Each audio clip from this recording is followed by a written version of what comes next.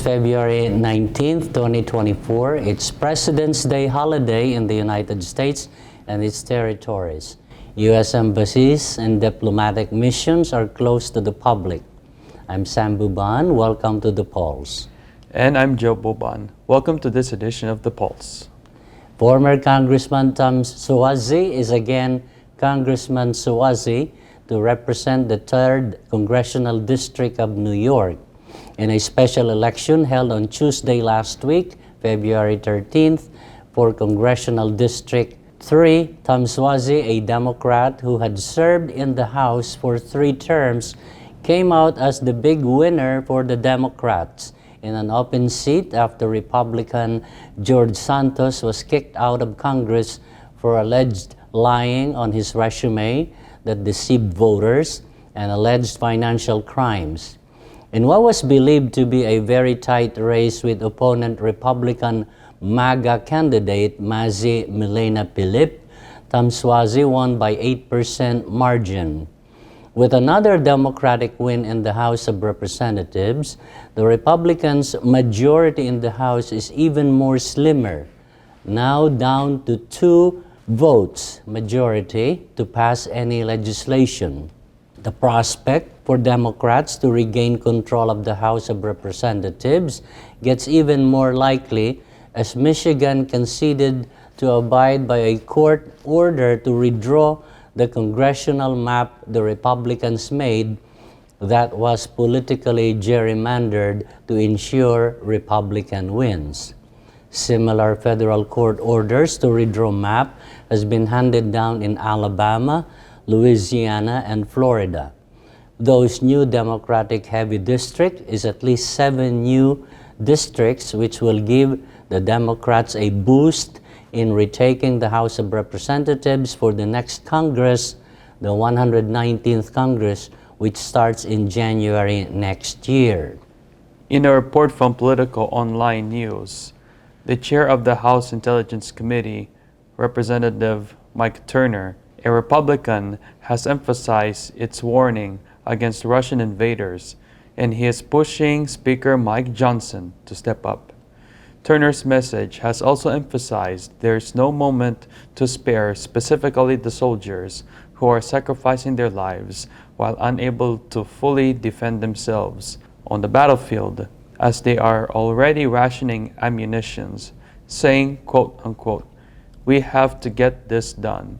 There is no longer an issue of when do we support Ukraine. If we don't act now, it is like we are abandoning Ukraine," said Turner. The Speaker will need to bring to the floor, he said. Not everyone is sure. Mike Turner's visit to Kiev, the capital of Ukraine, is really timely, as the Senate has been on track to pass its supplemental spending bill no longer than Wednesday, which includes funding for Israel and Taiwan, as well as Ukraine. Though Turner predicts that the bill would have an overwhelming support in the House. When NATO Secretary General Jens Stoltenberg was on Capitol Hill last month, he told a small group of Republicans that the Speaker had personally assured him he'd allowed a vote on Ukraine aid, possibly as a standalone measure that it would likely pass in the House. In the same report, Speaker Mike Johnson's office firmly pushed back on that account. The Speaker merely conveyed that each component of the supplemental must be evaluated on its own merits and can potentially be considered separately. Spokesperson Raj Shah said in a statement, Mike Johnson came into the speakership last year pledging, "We can't allow Vladimir Putin to prevail in Ukraine," but he hasn't provided a clear path to delivering the funding necessary to prevent that scenario with aides, citing a lack of White House answers to questions about where the money is going, how it's being used in the endgame for Ukraine. Congressman Mike Turner wouldn't comment on private discussions, but had said he was confident that Speaker Mike Johnson will allow a Ukraine vote one way or another. He does not think that this is one of those issues where you can change positions. You are either for or against the authoritarian governments invading democratic countries. You're either for or against the killing of innocent civilians. You're either for or against Russia reconstituting the Soviet Union. Congressman Turner also believes that Democrats will protect the Speaker from a motion to vacate. They know the work we have yet to get done this year is essential and critical, he said. If Democrats allow the fringe that threatens Johnson's job every day to be successful, then all their priorities and the nation's priorities would fail. Battle erupts in South Carolina after Trump questions Haley's husband's military service. From an article on Politico.com, Donald Trump took the battle for the Republican nomination to Nikki Haley's home turf Saturday, and the former South Carolina governor was up for the fight. The former president pitching personal attacks at Haley's throughout an afternoon rally at a Coastal Carolina University in Conway, most notably questioning the whereabouts of her husband, Major Michael Haley, who is serving an active duty deployment in the Horn of Africa for the South Carolina Army National Guard. Nimerata Nikki Haley, born in January 20, 1972, served as the 116th governor of South Carolina from 2011 to 2017, and as the 29th United States ambassador to the UN for 2 years from January 2017 to December 2018 during Trump's administration. Multiple mainstream news outlets believes that the words of former President Trump shows to imply that Nikki Haley's marriage was having challenges, and that would explain her husband's absence during the said rally. During her separate rally in Gilbert, South Carolina, she replied back on Trump's responses head-on and again challenged the former president to a debate. I need to start with the fact that Donald Trump had a rally today, and in that rally he mocked my husband's military service. She began her speech. According to Politico article, Haley's husband also responded with a post on X, formerly Twitter, showing a photo of a wolf. The difference between humans and animals would never allow the dumbest ones to lead the pack. It seems that Trump campaign seeks to strike back at Haley in her home state. Nikki Haley has increased the intensity of the situation against Trump as her journey towards Republicans' nomination narrows and she remains his last remaining competitor or contender. With just 2 weeks to go, Trump is turning his attention to the Palmetto State after an easy victory in Nevada.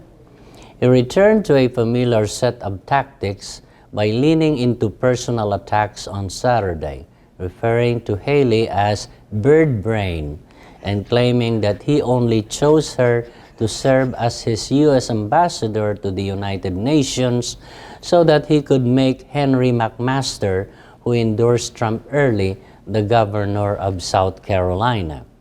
Trump's comments on Nikki Haley's husband's military service quickly attracts social media attention. It remains to be seen how they will affect the election in military-friendly South Carolina after the dust settles. On this intensifying scenario, as it is like a military strategy campaign for the Republican nomination. We are going to take a commercial break. Please stick around.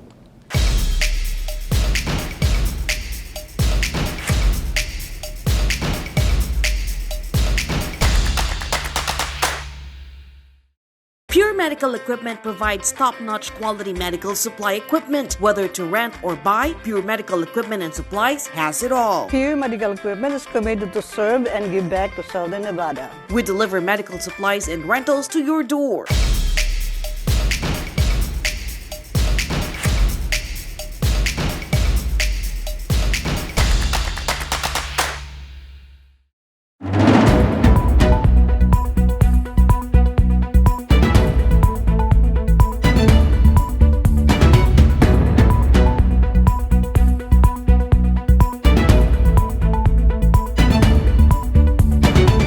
Welcome back to The Pulse. At least 1 dead and 22 people were shot in Kansas City, Missouri, during the celebration of the Chiefs' Super Bowl win, according to the Guardian newspaper. 1 person has light injuries, other 21 persons have serious injuries, and 1 died. The dead victim is still being identified up to this time, as reported by the Kansas City Fire Department spokesperson Michael Hopkins. Gunshots were fired after the Chiefs' Super Bowl win parade near the Union Station, according to an online source. 2 people are now in custody and was detained after the shooting near the garage west of the Union Station, according to a statement by the Kansas City Police Department. Their identity still remained confidential for security reasons. This recent shooting incident, as described by some law enforcement officials as a criminal act, but not initially be considered a terrorist attack. At least 3 people are in critical condition after shots. It was a scene of panic and chaos as people began yelling, quote-unquote, active shooter, active shooter, active shooter, according to a Chiefs fan as he describes the incident during the moments of the shooting. In a span of minutes, people began running off the building as people started yelling. Both Kansas and Missouri governors, Laura Kelly and Mike Parsons, respectively, were at the Chiefs parade as they were safely evacuated after the shooting happened, as she posted on X, formerly Twitter. A post on Missouri Governor Mike Parsons' account said, he and the First Lady were there when the shots were fired, but both are now safe and secure.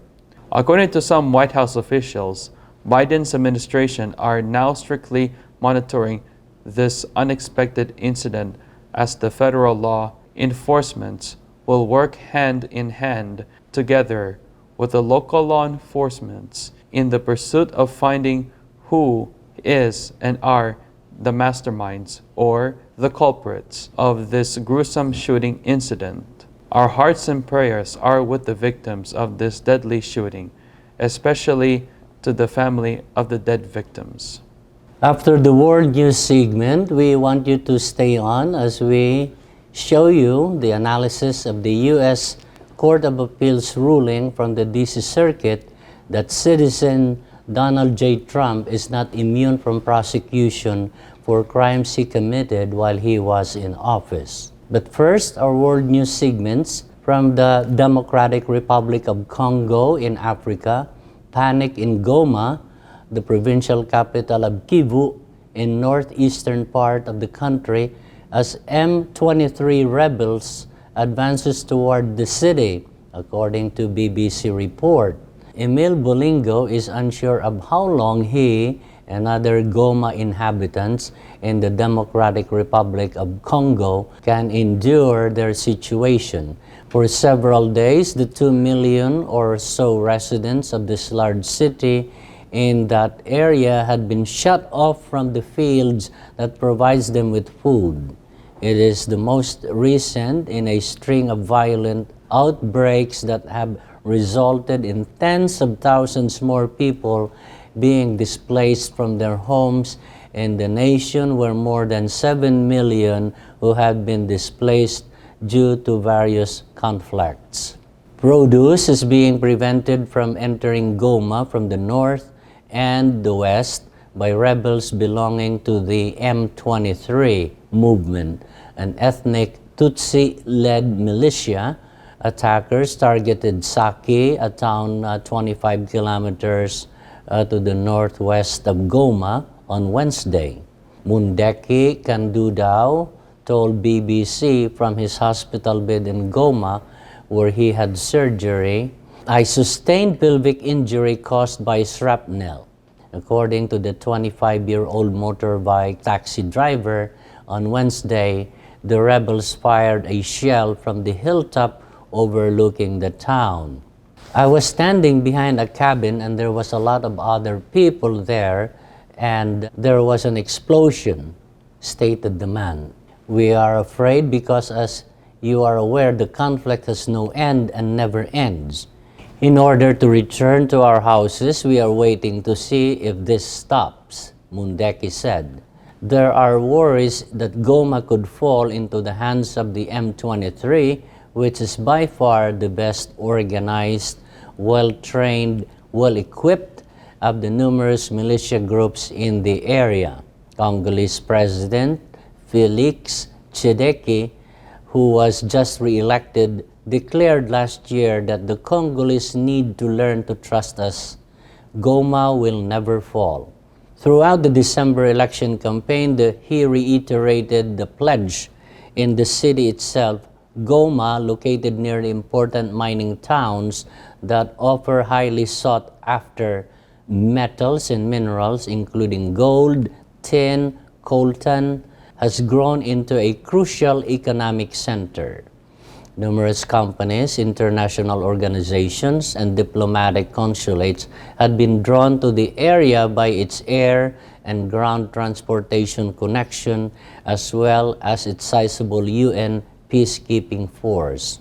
In light of the conflict, Mr. Bulingo, a resident of Goma, continued, "We are the ones who suffer." Mr. Bashali, who left Saki with his wife and 9 kids, concurred, saying, "What is it that men, children, women, and those engaged in combat are dying for?" We hope and pray for peace in that nation. Worries about the grip of artificial intelligence in every walk of life has also come to Europe, ahead of a historic vote that could result in the world's first laws pertaining to artificial intelligence, or AI. The European lawmakers in 2 important committees have adopted new regulations.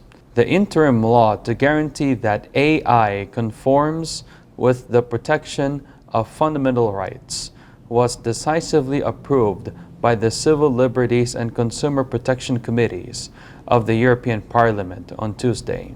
In the Legislative Assembly, a vote is planned for April. The AI Act would try to impose regulations on a technology that is utilized for security and law enforcement, as well as a number of industries, including banking, automobiles, electronics, and aviation.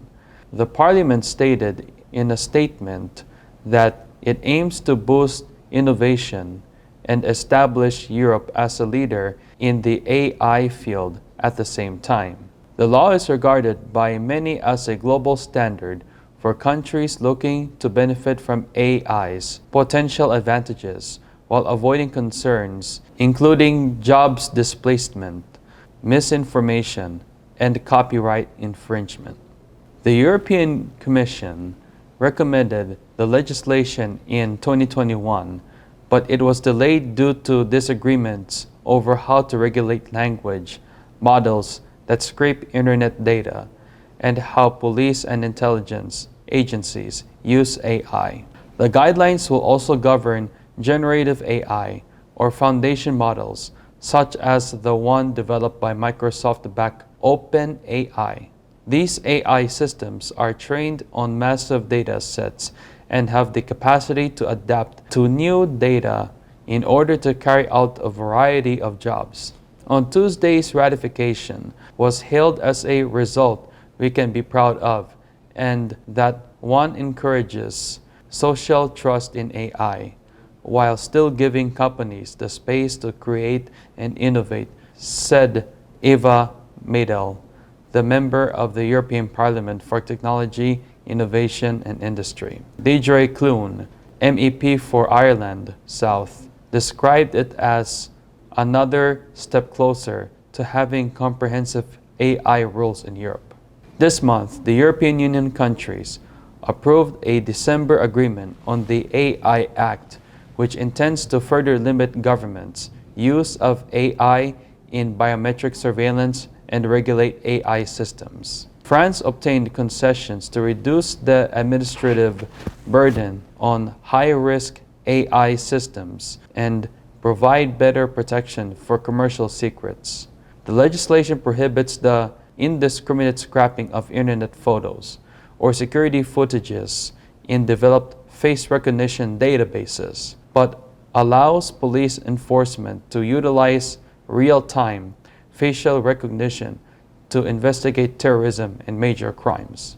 In Argentina, the Pope and Argentina President Milei meet after a rocky start, raising hopes that Pope Francis may finally return home, according to an Associated Press report. Pope Francis and President Javier Milei of Argentina met for the first time on Monday in Vatican, and it seems like they get along well. There had been rumors that Argentine Pontiff may finally visit his native country later this year. According to the Vatican, the two men had a meeting for 1 hour and 10 minutes, which is longer than typical for Pope Francis, especially because there was no need for translation. On Vatican video, Milei was shown walking to Francis' desk at the beginning of their meeting, with a grinning Pope Francis temporarily taking hold of his arm for support. President Milei, who previously referred to the Pope as an imbecile, offered Pope Francis some of his best dulce de leche al fajor and lemon biscuits from Argentina. Francis gave him a medallion along with the official paperwork of his pontificate. In the election campaign that propelled him to office, Milei, a self-described libertarian and anarcho-capitalist who is pledging a slew of austerity measures to rebuild Argentina's economy, called Francis an imbecile. Pope Francis dubbed the representative of malignance on earth by Milei. Pope Francis seemed to have forgiven him and dismissed the criticism as a campaign rhetoric. Pope Francis has also bemoaned Argentina's protracted economic crisis. The 87-year-old Pope reiterated last month that he hoped to make his first trip to Argentina later this year after his election in 2013. His 10-year absence from his native country has confused both Argentines and outsiders, even though he traveled to nearby nations like Brazil, Bolivia, Paraguay, and Chile while serving as Pope. Milei sent an invitation to Pope Francis to come visit, and the nation's bishops also urged him to return home at last. In a statement issued following the Francis-Milei meeting, the Vatican did not address the possibility of a visit. The statement claimed that the discussions included both the government's program to counter economic crisis and unnamed international issues, but it only addressed Milei's later meeting with the Secretary of State of Vatican. We are going to take a commercial break. Please stay with us for the analysis why Donald Trump is not immune from prosecution as he claims to be.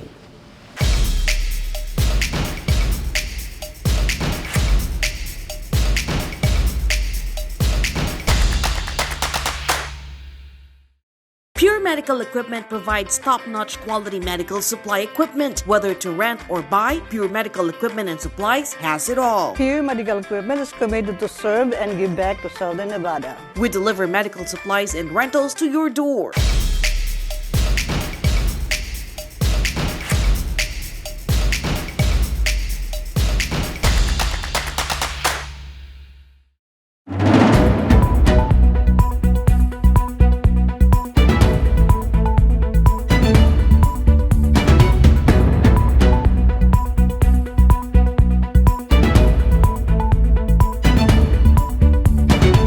Welcome back to The Pulse. The criminal defense of Donald Trump and his legal team that assert that the former president is immune from prosecution for any crime committed while he was president has been dismantled by the U.S. Court of Appeals in a ruling from an appeal by Donald Trump in the D.C. criminal election interference case filed by Special Counsel Jack Smith. Judge Tanya Chatkin has already ruled that Trump or no president is immune from criminal prosecution. Trump's lawyers made the so-called interlocutory appeal to the Court of Appeals to rein in on Judge Chutkan's ruling, and in an even more precise argument, the Court of Appeals agreed with Judge Chutkan. Here's the best legal analysis we found. This one is from Midas Touch Network and Legal AF. What's this video, which is very informative? The D.C. Circuit Court of Appeals panel unanimously found that Donald Trump does not have absolute immunity. This was a per curiam opinion, meaning all three judges on the panel, Judge Henderson, Judge Childs, and Judge Pan, all affirmed the district court's ruling denying Donald Trump's motion to dismiss. Donald Trump has until Monday, February 12th, to appeal to the United States Supreme Court, or the district court proceedings resume. This panel clearly holding Donald Trump's feet to the fire. 57 pages, each page very powerful. So there you go, folks. It's now up to the United States Supreme Court if they can come up with an argument to help Donald Trump, or they can just refuse to review this, deny Trump's motion for certiorari. And that would be the end of Trump if they do that. We're out of time for this episode. Please join us again next week here at The Pulse. I'm Sam Buban. Thank you for watching. And I'm Joe Buban. God bless your week.